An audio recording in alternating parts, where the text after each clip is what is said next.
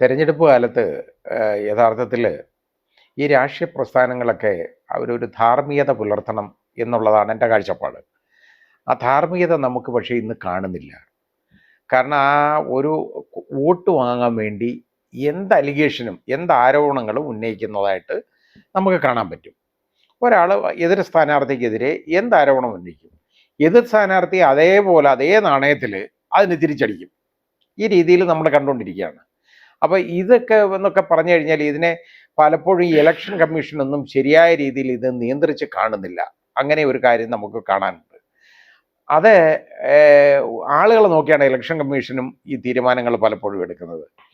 ഇവിടെ രാഹുൽ ഗാന്ധി പറഞ്ഞ് അതിന് കേസെടുക്കും, അല്ലെങ്കിൽ പ്രതിപക്ഷ പാർട്ടികൾ ആരെങ്കിലും പറഞ്ഞു കഴിഞ്ഞാൽ അതിന് കേസെടുക്കും. പെട്ടെന്ന് റെഡിയാവും. അതിന് കേസെടുക്കുക എന്നുള്ളതല്ല, അതിന് നടപടി ഉണ്ടാവും, സമാധാനം ചോദിക്കും. പക്ഷെ നേരെ മറിച്ച് ഇന്ത്യൻ പ്രധാനമന്ത്രി വളരെ പ്രഖ്യാപിതമായിട്ട് വിളിച്ചു പറഞ്ഞ കാര്യങ്ങൾ, നമ്മുടെ ഭരണഘടനാ വിരുദ്ധമായ കാര്യങ്ങൾ വിളിച്ചു പറഞ്ഞു. അത് ഞാൻ നേരത്തെ ചൂണ്ടിക്കാണിച്ചതുപോലെ മുസ്ലിം മതത്തിൻ്റെ കാര്യത്തെക്കുറിച്ചുമൊക്കെ അദ്ദേഹം എടുത്തു പറഞ്ഞു. അതൊന്നും ഒരിക്കലും ഒരു ഇലക്ഷനിൽ ഉപയോഗിക്കാൻ പാടുള്ള കാര്യങ്ങളല്ല. വർഗീയ കാർഡ് ഇറക്കി കളിക്കുക എന്ന് പറയുന്നത് ഇലക്ഷനിൽ ചെയ്യാൻ പാടുള്ളതല്ല. പക്ഷേ ഈ ധാർമ്മികതയെല്ലാം ഇന്നത്തെ കാലത്ത് നഷ്ടപ്പെട്ടു പോയി. അതുപോലെ ആരോപണങ്ങൾ, ഇന്നാര് ഒരു സ്ഥലത്ത് ചെല്ലുന്നുണ്ടെങ്കിൽ അവിടെ ഇന്ന അഴിമതി നടന്നു, ഇതെല്ലാം വിളിച്ചു പറയും. എന്നാൽ അഴിമതി നടന്നെങ്കിൽ അതിൻ്റെ മെഷീനറി എന്ന് പറയുന്ന അവരുടെ കയ്യിരിക്കുകയാണ്. ഇവിടെ കേജ്രിവാളിനെ പിടിച്ചകത്തിട്ടേക്ക് നമ്മൾ കണ്ടു, എത്രയോ നാളായി. ഇലക്ഷൻ്റെ തലേന്നെന്ന് വേണമെങ്കിൽ നമുക്ക് പറയാം. ആ രീതിയിലുള്ള സമയത്ത് പിടിച്ചിട്ടേക്കാണ്. അപ്പോൾ ഇപ്പോഴും അദ്ദേഹം അഴിക്കുള്ളിൽ കിടക്കുന്നു. ഒരു മുഖ്യമന്ത്രിയാണ് ഈ രാജ്യത്തെ, അതാണ് നമ്മൾ മനസ്സിലാക്കേണ്ടത്. അപ്പോൾ ഈ രീതിയിലുള്ള പ്രവർത്തനങ്ങളാണ് ഈ ഇലക്ഷൻ തിരഞ്ഞെടുപ്പിലൊക്കെ നമ്മൾ കാണുന്നത്.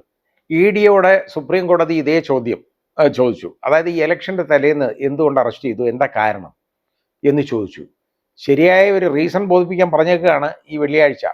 അതെന്ത് സംഭവിക്കുമെന്ന് നമുക്കറിയില്ല. എന്ന് പറഞ്ഞു കഴിഞ്ഞാൽ യഥാർത്ഥത്തിൽ ഒരു തെളിവുമില്ല, ഒന്നുമില്ല ഒരാളുടെ പേർക്ക്. ആ രീതിയിലാണ് ഇതുവരെ പ്രഖ്യാപിതമായ ഒരു തെളിവുമില്ല. അവിടെ ഒന്നും പിടിച്ചെടുത്തിട്ടില്ല, കോടതി ഹാജരാക്കിയിട്ടുമില്ല. എന്നിട്ടും ഒരാളെ പിടിച്ചകത്തിട്ടേക്കാണ്. ആ സാധാരണക്കാരനെ അല്ല പിടിച്ചേക്കുന്നത്, ഒരു മുഖ്യമന്ത്രിയാണ്. അപ്പോൾ ചോദിക്കും, മുഖ്യമന്ത്രിയും സാധാരണക്കാരും തമ്മിലുള്ള വ്യത്യാസമുണ്ട് പല കാര്യങ്ങളിലും. അദ്ദേഹം ഒരു ഭരണകർത്താവാണ്, ഒരു സംസ്ഥാനം ഭരിക്കുന്ന ഒരാളാണ്.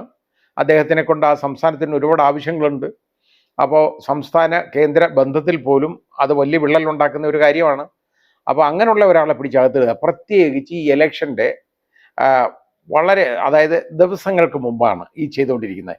കാരണം അയാൾ ഇറങ്ങി അവിടെ പ്രവർത്തിക്കരുത്.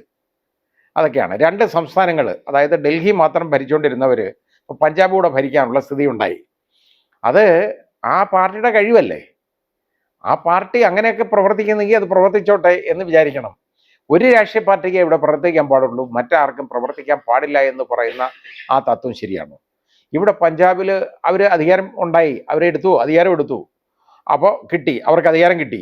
അതേപോലെ ഇനി അത് വേറെ വ്യാപിക്കുന്നില്ല എന്ന് നമുക്ക് എങ്ങനെ പറയാൻ പറ്റും? വ്യാപിക്കുന്നെങ്കിൽ വ്യാപിക്കട്ടെ. ഇത് ആളുകളല്ലേ തീരുമാനിക്കുന്നത്, ഇവരല്ലല്ലോ തീരുമാനിക്കേണ്ടത്.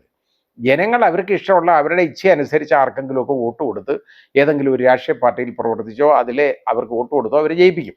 അപ്പോൾ അങ്ങനെ വരുന്ന ഉടനെ അതിന് എതിരായി നിൽക്കാൻ വേണ്ടി, അതില്ലാതാക്കാൻ വേണ്ടി അതിനെ അടിച്ചമർത്തുക എന്നുള്ള ഒരു രീതിയിൽ ഇതേപോലെ ആളുകളെ അറസ്റ്റ് ചെയ്ത് അകത്തിട്ടിട്ട് ഇലക്ഷൻ നടത്തിക്കുക എന്നൊക്കെ പറയുന്നത് ധാർമ്മികതയ്ക്ക് നിരക്കുന്നതാണോ എന്ന് ചിന്തിക്കേണ്ട ഒരു കാര്യമാണ്.